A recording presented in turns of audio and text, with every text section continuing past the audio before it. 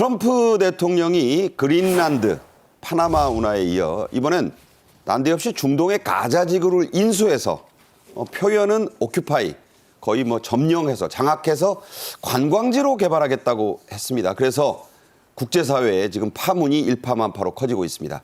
취임 후 처음으로 백악관에 초청한 해외 정상이 베냐민 네타냐후 이스라엘 총리인데요. 그와의 공동 회견을 하다 나온 이 문제의 발언 직접 들어보겠습니다. The U.S. will take over the Gaza Strip, and we will do a job with it too. We'll own it and be responsible for dismantling all of the dangerous unexploded bombs and other weapons on the site, level the site and get rid of the destroyed buildings, level it out, create an economic development that will supply unlimited numbers of jobs and housing for the people of the area. 네, 그야말로 깜짝 폭탄 발언이었습니다. 가자 지구를 누가 돈을 받고 팔 일은 없잖아요. 그러니까 사실상 트럼프의 이 얘기는 가자 지구를 무력으로 점령해서 개발하겠다.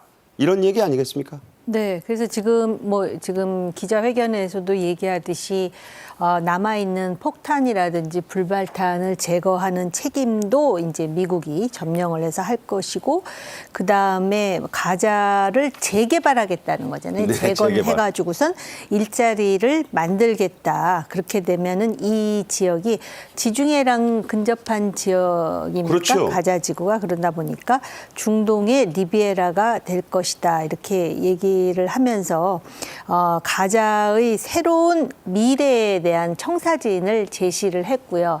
여기서 이제 중요한 부분은 지금 취임하자마자 첫 정상회담을 이스라엘의 네타냐후 총리하고 했는데, 이러한 그 트럼프의 생각에 대해서 네타냐후 총리가 쌍수를 들어 환영한다라는 점이고요. 네. 이 지역과 관련해서 또 다른 카운터파트가 하마스 아니겠습니까? 그렇죠. 팔레스타인 사람인데 그 사람들에 대한 의견은 아예 지금 무시한 상황이라고 봐도, 왜냐하면 지금 하마스가 격렬하게 반대하고 있습니다. 하마스뿐만이 아니라 미국의 우방이라고 할 수 있는 사우디아라비아라든지 카타르라든지 조르단이라든지 이집트까지 지금 반대하고 나서고 있거든요. 왜냐하면 팔레스타인 사람들의 또 강제 이주가 이 안에 들어가 있다라는 것이죠. 그래서 과연 이러한 트럼프의 구상이 실현될 수 있을지 모르겠는데, 우선 네타냐후가 쌍수를 들어 환영한다라는 것은 지금 겉으로는 미국이 점령해서 개발을 하고 있다 그러는데,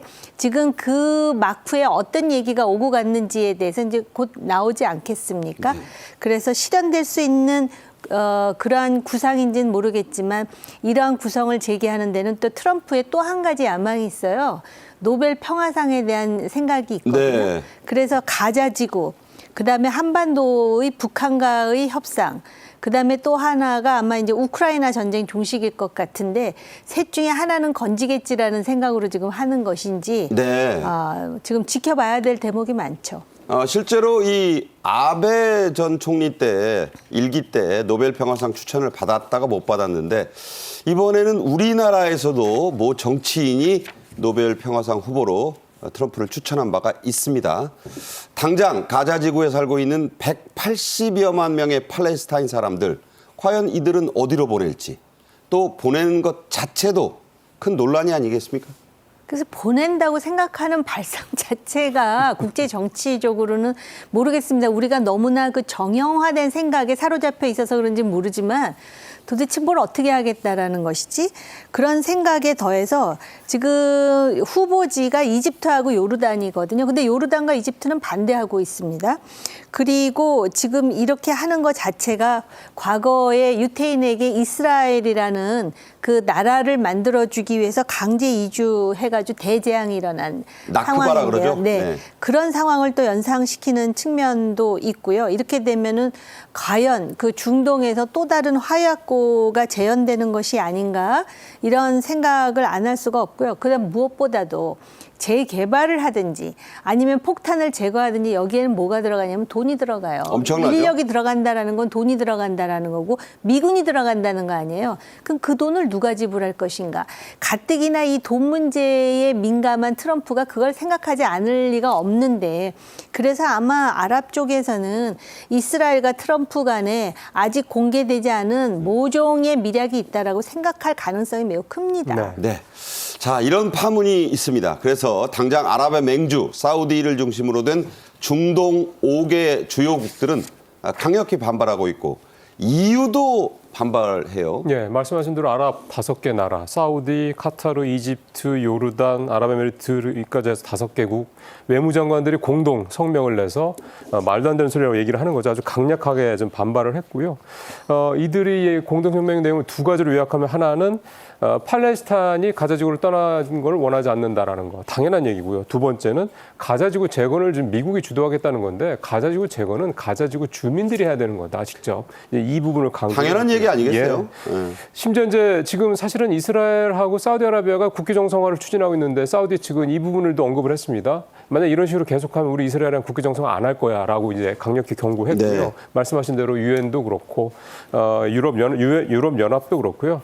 이거는 일종의 인종 청소다 이런 표현까지 써가면서 강력하게 반발하고 있습니다. 네. 자, 그린란드에 눈독을 들였죠. 그리고 파나마 운하를 되찾아오겠다고 했고 이제는 엄연한 남의 나라 땅인 가자지구까지 넘보자 트럼프가 뭐 부동산 업자처럼 행동하며 국제사회에 공인 해법 그런 게 나와 있습니다. 이미 수십 년 전에 이것까지 무시한다는 비판이 나와요. 네, 국제사회 공인 해법이라 함은 1947년에 유엔이 통과시킨 두 국가 해법이고요. 이거 자체가 또 상당히 그 아랍에서의 반발로 무산되면서 중동 전쟁을 몇 차례나 치르지 않았습니까? 6차 했죠. 예. 그래서 1993년에 클린턴 중재안이 나왔고요. 그 중재안에 따라서 소위 그 웨스트뱅크하고 가자 지역에 팔레스타인 독립국을 세워서 평화 공존하자라는 것이 이제 공인된 해법이거든요. 이른바 그 서안과 가자를 독립한다. 네, 오슬로 협정. 그런데 이거 자체를 무시하면서 이제 트럼프 해법을 만든다는 건데 트럼프가 지금 초점을 맞추고 있는 거는 이 지역을 소위 새로운 리비에라로 만든다. 그러니까 그 지중해하고 근접한 새로운 어떤 휴양지로 만든 여기에 지금 꽂혀 있는 건가 싶은 생각이 있어요. 네. 이 해안만 보면 좋아하는 게 트럼프죠. 김정은에게도 원산 그 해안 이게 리비에라가 이탈리아 지명인데 어딜 가나 그 해안 관광지를 리비에라라고 합니다. 원산을 보고 트럼프는 김정은에게 여기도 한국의 리비에라 되겠다 이런 얘기 했었죠. 자, 그동안 숱한 인명이 사상됐고 엄청난 피해가 났습니다. 최근 트럼프의 중재로 휴전한 이스라엘 하마스 전쟁도 피해는 막대했죠? 예. 준비된 표를 한번 보시면은 들으시면 이해하시기가 좀 나으실 텐데 그러니까 하마스가 이스라엘을 공격했던 게 좀 CG가 좀 나오죠. 2023년 10월 7일입니다. 이때 막 그때 뭐 기억납니다. 예, 뭐 낙하산 타고 내려오고 예. 했었죠. 그때 민간인들 1,200명이 사망을 했고요. 250명을 납치해서 지금 이제 납치했던 사람들 일부 좀 풀어주고 있긴 하죠. 근데 그로부터 20일 뒤에 이제 10월 27일부터 이스라엘 본격적으로 이제 지상 작전에 착수해서 이제 그 이후 1년 4개월 동안 계속해서 이제 충돌 또 뭐 폭격, 뭐 사상자 발생 이런 것들이 이어졌고요. 가자 지구에서만 4만 6천 명이 숨졌고 10만 명 이상이 다쳤다고 합니다. 네. 그리고 뭐 이렇게 전쟁이 벌어지면 사실은 그 안에 들어있는 뭐 주택, 그다음 각종 건물, 그다음 어떤 사회적 인프라들 남아나는 게 없습니다. 그렇죠. 뭐 거의 모든 주택 다 손상되거나 파괴됐고요. 당연히 집이 파괴되는데 사람이 살 수가 없죠. 그러니까 수십만 명의 난민들이 이미 발생한 상태입니다. 특히 그 위에 이제 이스라엘은 공격 대상을 하마스에서 이제는 눈에 가시였었던 헤즈볼라나 예멘 후티 방구까지 좀 확장을 한 그런 상태였고 그렇죠. 미사일 공격하고 그랬죠. 심지어는 작년 후반부에는 하반기에는 이제 이란과 이게 또 중동 전쟁이 다시 벌어지는 게 아니냐 싶을 정도로 서로 미사일 공격을 좀 퍼붓고 하는 그런 아마 뉴스가 있었던 것도 기억을 하실 겁니다. 어쨌든 트럼프가 당선이 되고 이후 나서 이제 급작스럽게 사실 강제 휴전 비슷하게 좀 되긴 한 상태인데요. 이런 얘기가 나오면서 중동에 조금 잦아들던 이런 불안감이 다시 좀 고조되는 게 아닌가 그런 우려도 좀 커지고 있습니다. 네. 자, 이 전쟁이 끝날 기미가 보이자 고향을 떠났던 팔레스타인인들 폐허뿐이지만 그래도 고향인 가자지구로 돌아오고 있습니다. 보시죠. 네, 저게 이제 해안 관광지로 만들겠다는 이른바 그 가자지구의 모습이에요. 지금 거리가 원래 저희가 집들이 다 좋았습니다. 도로는 없고요. 그 식수도 지금 없어서 거의 뭐 오염된 물을 겨우겨우 먹는 그런 처참한 상황입니다. 저게 좀 오염된 물이에요. 제대로 된 물이 아닙니다. 네, 아이들의 참상도 말할 수 없죠. 자, 5년 전 가자지구의 모습을 한 지점에서 찍은 두 사진이 있어요. 그거를 비교해 보면 이게 그야말로 한 땅이었나 이런 생각이 듭니다. 천당과 지옥 같죠? 그러겠죠. 사실은 저희가 좀 전에 이제 영상으로 보신 거는 이미 이제 파괴가 된 가자지구의 모습을 보시는 거고 좀 이따 이제 사진이 나오겠습니다만 이 사진을 보시면 여기가 정말 5년 전에 이랬다는 거야 이런 생각이 드실 정도로 위에가 이제 같은 앵글의 위성 사진인데 집들이 번듯하잖아요. 네, 그렇습니다. 그러니까 뭐 이를테면 저런 식으로 좀 멀쩡한 그런 도시 하나가 지난 한 1년 4개월 사이에 완전히 파괴돼서 지금은 뭐 폐허 더미가 됐습니다. 네. 딱 보시면 아시겠지만 어디 사람이 한 군데 들어가서 이렇게 그 뭐 이를테면 좀 비를 피하거나 이런 걸 피할 정도의 그런 공간조차 찾아보기 힘들 정도인데 실제로 뉴욕 시립대 등 일부 대학들이 분석하는 걸 보면 가자지구 내 건물 59.8% 거의 60%가 파괴됐는데 지금 화면에서 보시는 상황을 보면 거의 대부분 다 파괴됐다고 봐도 무방할 것 같고요. 도로도 사실은 지금 눈에 보이질 않으시죠. 그러니까 도로도 거의 한 70% 가까이 손상되거나 파괴된 상황입니다. 그러니까 아스팔트는 없어지고 다 흙땅이 됐어요. 네, 그럴 수밖에 없겠죠. 가자지구가요, 딱 우리나라 세종시 정도 사이즈거든요. 360제곱킬로미터 정도 되는데 이 도시 인프라가 보시는 것처럼 거의 다 파괴된 상황이다 보니 앞서 이제 재건 얘기도 잠깐 나왔습니다만 좀 정 의원님 말씀하신 대로 재건하는데 지금 유엔에서만 추산한 게 58조 한 60조 원 정도 된다는 얘기거든요. 그 많은 돈을 과연 누가 될 것인지 이것도 분명히 나중에 좀 문제가 될 것 같고요. 또 중요한 거는 뭐 트럼프 대통령 기자회견 때 자기네가 와서 점령을 해서 그 안에 불발탄이 뭐 이런 거 다 제거하겠다 하긴 했는데 이제 그러려면은 이게 얼마나 많겠습니까? 굉장히 위험하다는 얘기가 되는 거죠. 지금 당장 저 주민들이 돌아가서 집도 아마 파괴가 됐겠지만 잘못하면은 불발탄이라든가 지뢰 때문에 또 혹시 또 사상자가 발생하지 않을까 그것도 참 걱정이 됩니다. 네, 자 이런 와중에 일본의 이시바 시게루 총리는 갑자기 트럼프 편을 들고 나섰습니다. 난민들을 받아들이겠다 이런 얘기했는데 왜 그러죠? 일단 가자지구 환자들 수용법을 찾고 있다. 그리고 또 2017년에도 시리아 난민 유학생 수용을 언급한 사례가 있기는 합니다. 그래서 지금 국내적으로 아주 여론이 안 좋다고 하는데요. 이 일본 총리에 대해서. 근데 저는 이해가 가요. 왜냐하면 첫 번째, 일본의 국익의 우선순위에 가자지구는 저 멀리 있거든요. 그렇죠. 그런데 곧 트럼프하고 정상회담 하기로 돼 있어요. 그러다 보니까 트럼프 마음에 드는 한마디를 하면서 실제로 일본의 이해관계가 있는 거는 중국 문제, 그렇죠. 그다음에 센카쿠 영토 문제. 그러니까는 미국에서 새로운 대통령이 당선이 되면은 그래서 취임을 하면은 일본과 전화해서 일본 총리가 아예 그 교과서처럼 제일 먼저 언급하는 게 센카쿠예요. 네. 그렇기 때문에 그런 거에 우선순위가 있다 보니까 일단 그 미국이 원하는 가자지구에 대해서는 듣기 좋은 말을 한마디 네. 해주고 자신의 국익을 추구하려고 하는 거 아니냐. 이건 아베 때도 마찬가지였습니다. 그런 생각이 들고요. 그다음에 저기 재건한다 그러잖아요. 엄청난 돈이 드는데 일단 그래도 하나 올려놓으면 나중에 이제 투자할 때 또 투자에서 또 투자 순위에서 앞순위를 받으려면 이렇게 그 같이 밴드웨거닝 해주는 게 맞겠다라는 판단을 하지 않았겠습니까? 일단 트럼프가 모으는 악대마차에 바로 뒤에는 서겠다. 네. 그러니까 이제 번호표 받겠다는 얘기네요. 네, 그런 해석도 하셨습니다.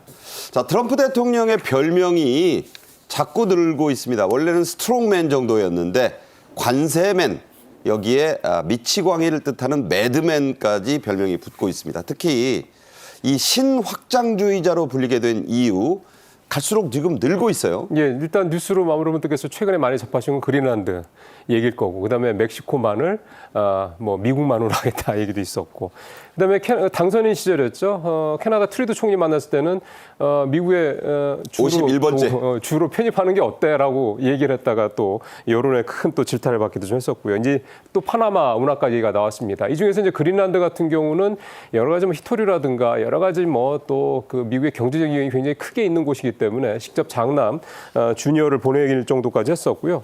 그다음에 이제 파나마 같은 경우도 루비오 국무장관 취임하자마자 제일 먼저 방문한 데가 이 파나마일 정도로 이 파나마 운하에 대한 얘기도 좀 하고 있는 그런 상황인 거고요. 어쨌든 결국 전체적으로 보면 소위 말하는 이제 신확장주의 전략인 거죠.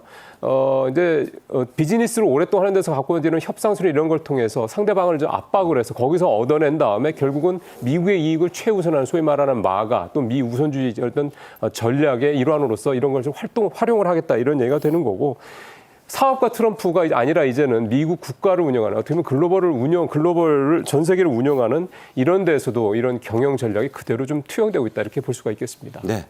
자, 미국 유력 언론들도 폭스뉴스 정도를 빼고는 비판 일색입니다. 일각에선 민주당이긴 하지만 탄핵 얘기가 벌써부터 나온다는데요. 자, 앞으로 어떻게 될 것으로 보십니까? 그 대통령제잖아요. 그렇기 때문에 여론 지지를 볼 때 50%보다 내려가면은 그거는 좀 안 좋은 신호로 보거든요. 내각 책임제가 아니기 때문에. 네. 근데 취임 후에 여론 지지를 보면 다른 대통령들과는 달리 40%대에 그치고 있어요. 그런데 지금 뭐 상원이나 하원을 공화당이 장악하고 있기 때문에 2년 후에 얘기가 나올 것 같아요. 2년 후에 하원 선거가 어떻게 되느냐. 또 상원 3분의 1이 바뀝니다. 그때 얘기고요. 관세 지금 정책을 해서 관세 맨소리를 듣는데 그것 때문에 물가, 특히 생필품 물가가 올라간다. 그래서 국민의 불만이 커진다라는 것을 상상할 수 있고요. 특히 가자 지구와 관련해서 미국이 그동안에는 친이스라엘이라는 기조가 굉장히 유지됐는데 네탄야후의 이스라엘에 대해서는 미국의 젊은 사람들, MZ세대가 생각이 달라요. 싫어하죠. 그리고 나름대로 팔레스타인의 어떤 목소리가 미국 내에서 좀 반영되는 측면도 있거든요. 그렇죠. 그러니까 굉장히 민감한데 과연 트럼프가 이런 부분을 어떻게 잘 빠져나가면서 딜메이커가 되느냐를 지켜봐야 되겠죠. 1, 2년 걸릴 거예요. 탄핵되려면. 당장은 아니지만 이런 것들이 쌓여가면 2년 뒤 중간선거에서 무슨 일이 일어날지 모른다. 이런 말씀입니다.